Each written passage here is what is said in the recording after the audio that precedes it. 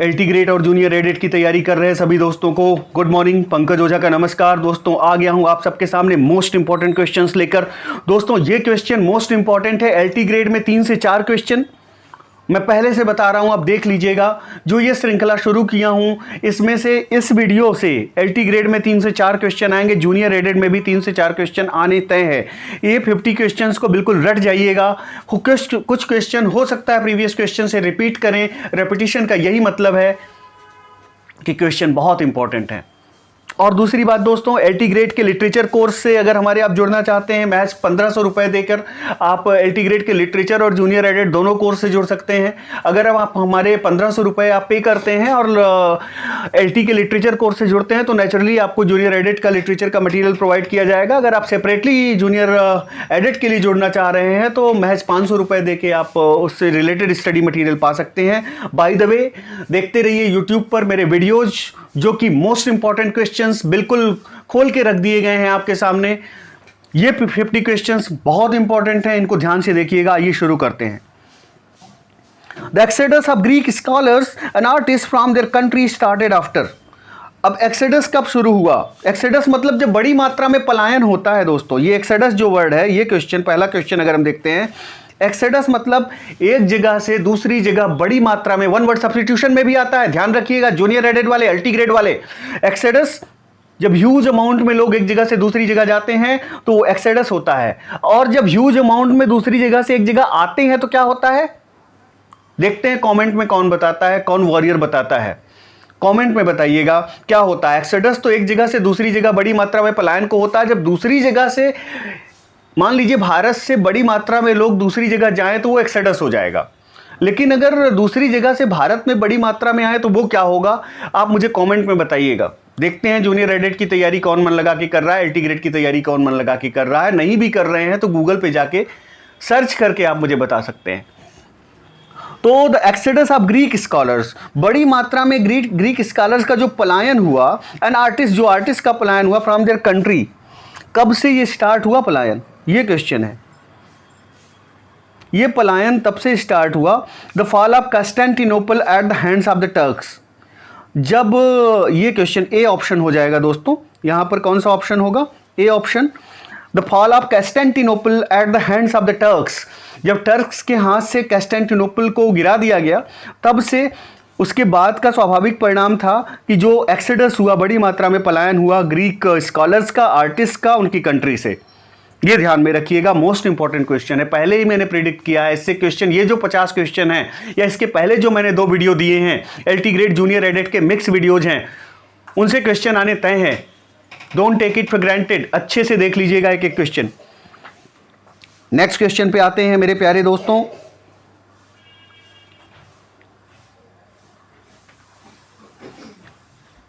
ये वाला देखिएगा। The exodus of Greek scholars and artists from their country and their settlement in Rome is technically called. अब जो एक्सेडस हुआ, the exodus of Greek scholars, जो Greek scholar और artist का एक्सेडस हुआ, पलायन हुआ फ्रॉम देयर कंट्री, अपने देश से, एंड देयर सेटलमेंट इन रोम, और जाके कहाँ सेटल हुए? वो रोम में सेटल हुए। उसको टेक्निकली किस नाम से जाना जाता है? एक्सेडस होना, सेटल होना, कहाँ जाकर? रोम में जाके सेटल हुए, अपने देश से हट के रोम में जाकर सेटलमेंट इन रोम। टेक्निकली किस नाम से जाना गया बताएं? तो टेक्निकली इसी को रिनेशंस कहा जाता है, ध्यान में रखिएगा। टेक्निकली इसी को the exodus of Greek scholars and artist from their country and their settlement in Rome is technically called renaissance. Pronunciation पे ध्यान दीजिएगा। पीजीटी के जो लोग इंटरव्यू देने जाएंगे, प्रोनाउंसिएशन पे बहुत जोर दिया जाता है।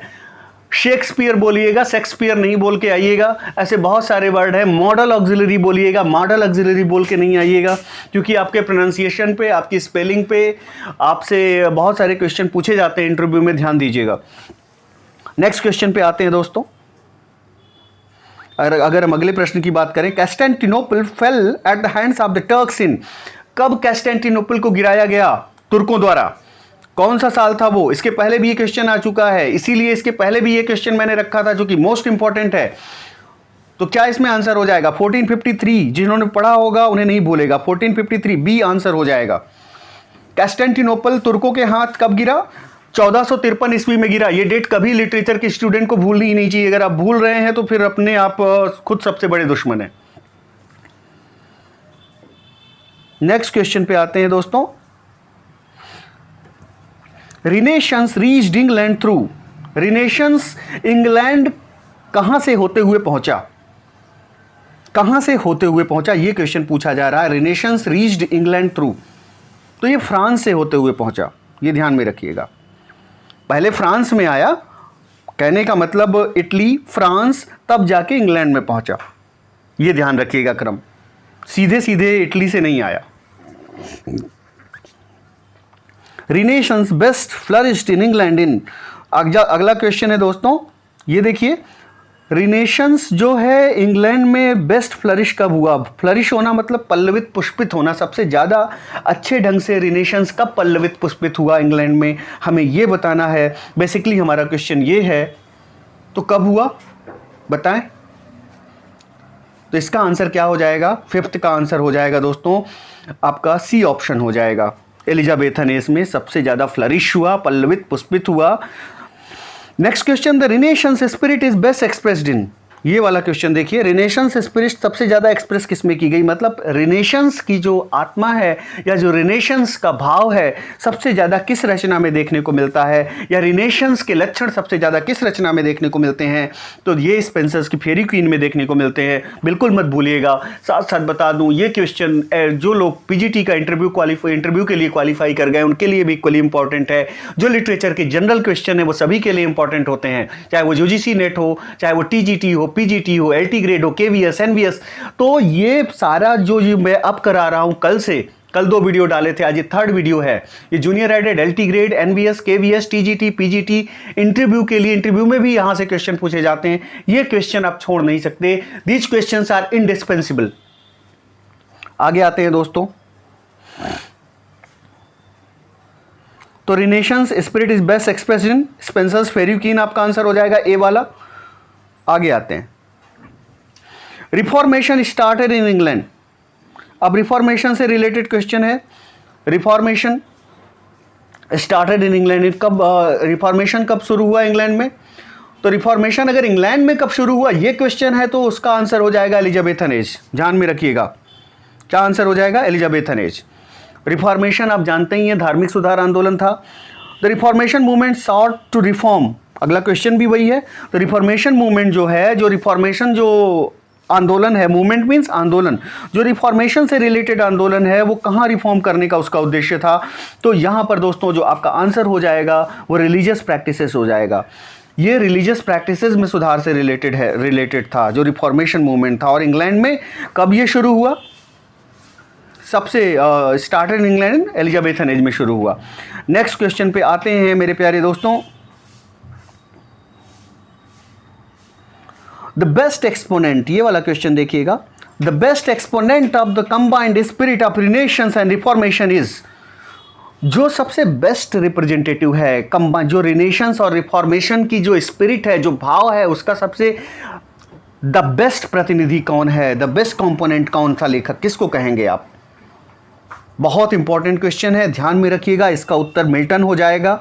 और आप देख रहे होंगे दोस्तों कि ये क्यों मैं कह रहा हूँ, TGT, PGT, LT grade, UGC NET, NVS, KVS, जितने भी एग्जाम पॉसिबल, DSSS, जितने भी पॉसिबल एग्जाम होते हैं सबके लिए ये इंपॉर्टेंट है। ये मोस्ट इंपॉर्टेंट क्वेश्चन है। द बेस्ट एक्सपोनेंट, खासकर एलटी में तो सीधे सीधे रिनेशंस टॉपिक दिया हुआ है।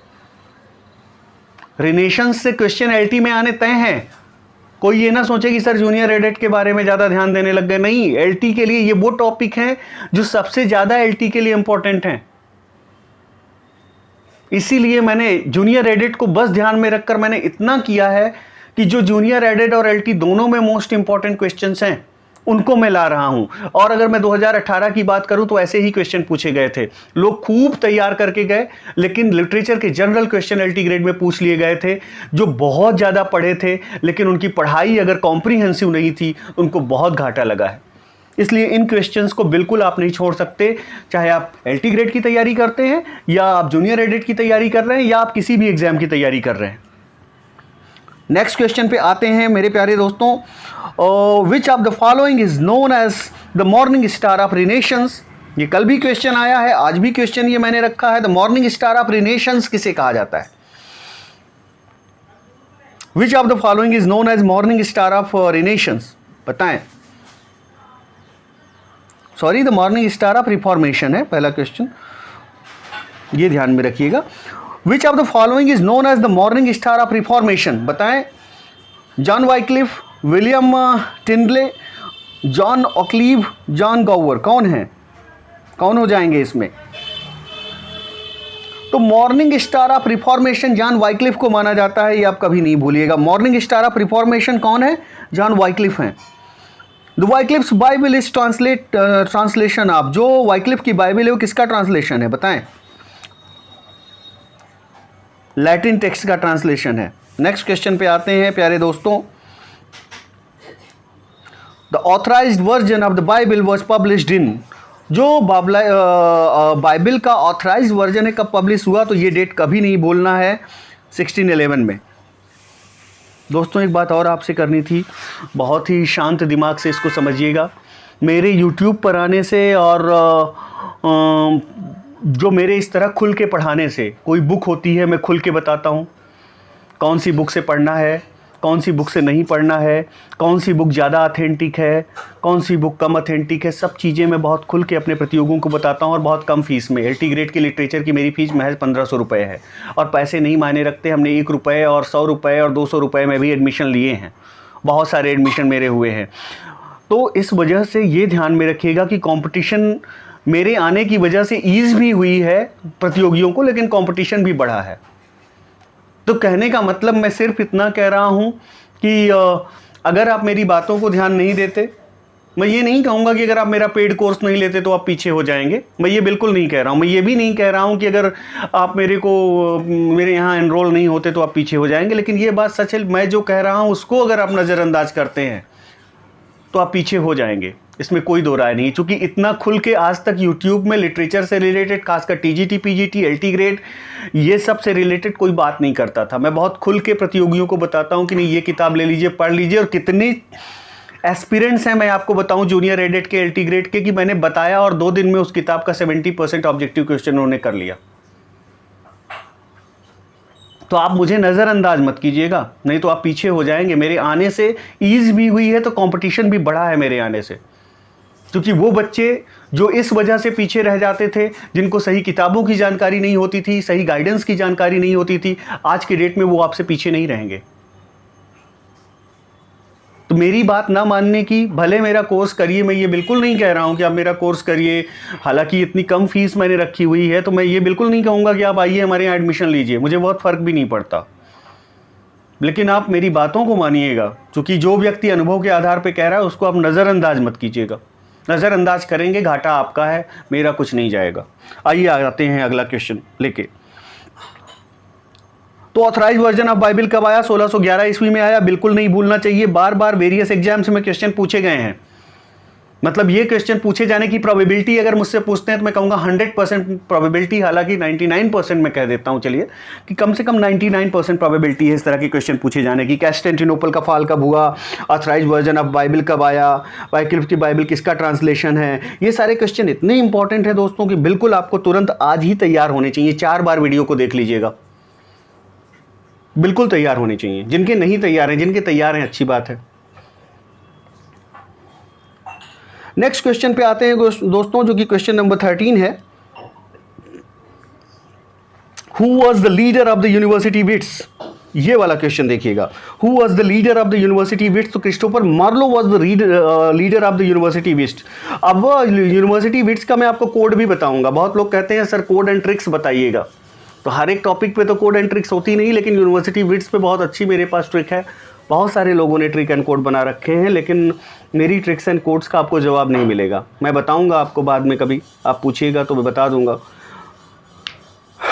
क्रिस्टोफर मार्लो, कौन यूनिवर्सिटी विट्स का लीडर था? क्रिस्टोफर मार्लो थे। नेक्स्ट क्वेश्चन पे आते हैं।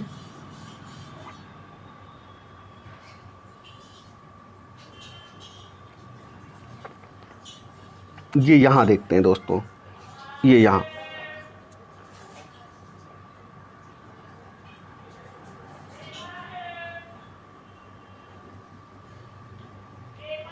one of the following dramatists did not belong to the group of university wits.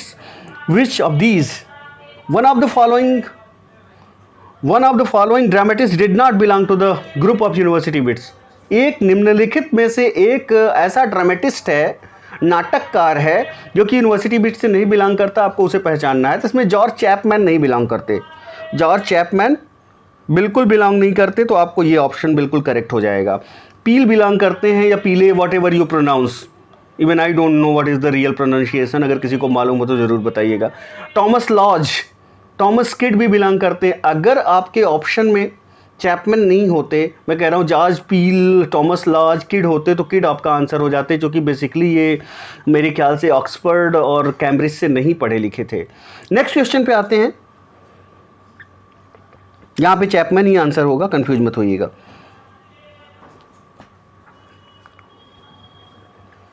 One of the following authors was not a romance writer, identify him. इनमें से एक romance writer नहीं है, इनको आइडेंटिफाई करना है। John Lyly, Francis Bacon, Philip Sidney, Walter Raleigh. One of the following was not a romance writer, identify him. इसमें से इसका उत्तर आप मुझे बताइएगा। इसका आंसर आपको ढूंढ के मुझे बताना है। अगर आप नहीं बता पाए, only then I will tell you. मेरे ख्याल से रोमांस राइटर अगर कौन नहीं था, तो ये थोड़ा सा डिस्प्यूटेड क्वेश्चन है। अगर जॉन लिली की बात करें, Francis Bacon, Philip Sidney, Walter Raleigh, तो इसमें 15 में जो आंसर जिस बुक से मैं ये क्वेश्चन लिया हूँ, वहाँ पर ये क्वेश्चन डी दे रहे हैं, वॉल्टर रैले। लेकिन थोड़ा सा सस्पिशियस क्वेश्चन है, आप बताइएगा, उसके बाद मैं आपको बताऊँगा कि कौन इसमें से रोमांस राइटर नहीं था। मेरे ख्याल से बेकन होने चाहिए, लेकिन इन्होंने उत्तर वॉल्टर रैले दे रखा है, तो इस पर आप कंसीडर कीजिएगा या बताइएगा मुझे। क्वेश्चन नंबर 15 है ये। One of the following authors was not the romance writer, identify him. Okay, और मैंने आपको ट्रिक बताई है, कोई क्वेश्चन डाउटफुल हो, कोई क्वेश्चन में कन्फ्यूजन हो, तो उस पर स्टिक नहीं रहना है, छोड़ के आगे बढ़ना है। मैंने स्ट्रैटेजी, सारी स्ट्रैटेजी शेयर की है वॉरियर्स पेड में, वॉरियर जूनियर्स में।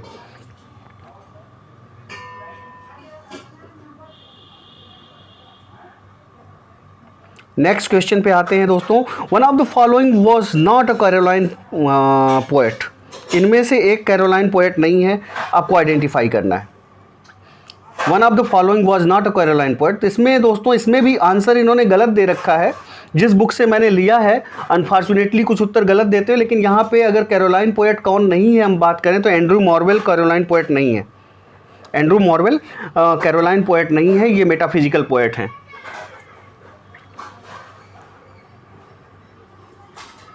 एंड्रू मॉर्वेल कैरोलाइन पोएट नहीं है, मेटाफिजिकल पोएट हैं, ध्यान में रखिएगा। नेक्स्ट क्वेश्चन पे आते हैं, तो यहां आपका आंसर डी हो जाएगा।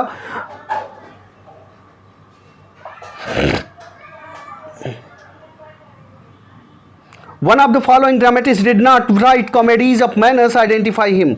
One of the following dramatist did not right comedies of manners. इनमें से एक कॉमेडी ऑफ मैनर्स नहीं लिखता, उसे आइडेंटिफाई करना है।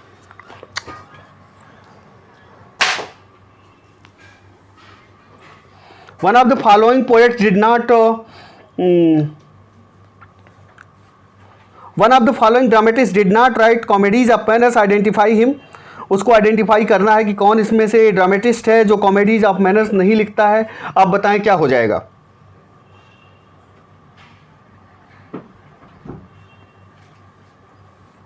बताएं।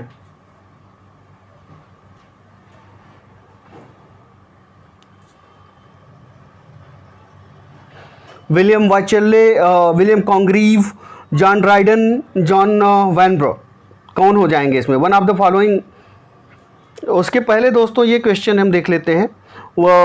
Who was the leader of metaphysical school of poets. Who was the leader of metaphysical school of poets. तो ये अनडाउटेडली कौन हो जाएंगे, लीडर कौन होगा मेटाफिजिकल स्कूल ऑफ पोएट्स का, जॉन डन हो जाएंगे। इसको पहले देख लीजिए, John Donne. Who was the leader of metaphysical school of poets? John Donne. One of the following dramatists did not write comedies of manners, identify him। कौन इसमें comedy of manners नहीं लिखता और आइडेंटिफाई करना है, तो जॉन ड्राइडन इसका उत्तर हो जाएंगे, comedy of manners नहीं लिखते। नेक्स्ट क्वेश्चन है दोस्तों, one of the following authors was not a Caroline pros writer, identify him. कौन इसमें से कैरोलाइन प्रोज राइटर नहीं है, आपको आइडेंटिफाई करना है। तो इसमें से कैरोलाइन प्रोज राइटर जॉन बनियन नहीं है, बाकी सभी हैं। जॉन बनियन नहीं होंगे। In the life of in the life of which poet did Dr. Johnson apply the term metaphysical school of poets? Most important question है, इसको ध्यान में रखिएगा. In the life of which poet, किस पोएट की जीवनी लिखते वक्त doctor Johnson metaphysical school of poets नाम का शब्द यूज करते हैं? ये आपका प्रश्न है basically. In the life of which poet did doctor Johnson apply the term metaphysical school of poets, किसका लिखते हुए? तो ये मोस्ट इंपॉर्टेंट क्वेश्चन है सारे एग्जाम्स के पॉइंट ऑफ व्यू रखते हुए, खासकर एलटी जूनियर एडिट, तो ध्यान रखिएगा. तो काउले की जीवनी लिखते वक्त, जब lives of the English poets लिख रहे थे तो उसमें काउले की जीवनी लिख रहे थे, तब उन्होंने ये टर्म अप्लाई किया था. Who was the most important poet of the graveyard school of poetry? Graveyard school of poetry में सबसे इंपॉर्टेंट पोएट होते हैं तो वो थॉमस ग्रे हो जाएंगे, ध्यान में रखिएगा. Next question, who was the poet who wrote the poem entitled the grave? इसमें से कौन है जिन्होंने लिखा पोम जो कि इंटाइटल्ड है किस नाम से? द ग्रेव नाम से. तो वो रॉबर्ट ब्लेयर हो जाएंगे. कौन हो जाएंगे दोस्तों? Robert Blair. The grave. Who was the poet who wrote the poem entitled the grave नाम की पोम किसने लिखी? रॉबर्ट ब्लेयर ने लिखी. ये ध्यान में रखिएगा. नेक्स्ट क्वेश्चन पे आते हैं. Edward Young's Night Thoughts belong to? ये भी ग्रेवयार्ड स्कूल ऑफ पोएट्री से बिलोंग करते हैं. एडवर्ड यंग, इनकी नाइट थॉट्स जो है ग्रेवयार्ड स्कूल ऑफ पोएट्री से बिलोंग करती है, तो कंफ्यूज मत होइएगा. नेक्स्ट क्वेश्चन पे आते हैं दोस्तों. The romantic movement in English poetry started with the publication of Wordsworth lyrical ballads. ध्यान रखिएगा, मोस्ट इंपॉर्टेंट है, भले ही आसान आपको लगे.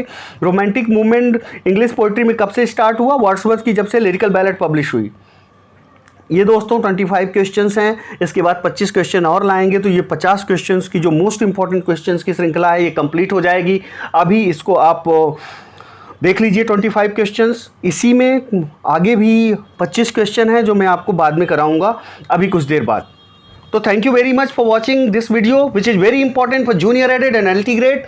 ध्यान रखिए अपना और देखते रहिए मेरा YouTube channel the warriors of English literature and languages, और ज़्यादा से ज़्यादा लाइक शेयर एंड सब्सक्राइब कीजिए. Thank you very much.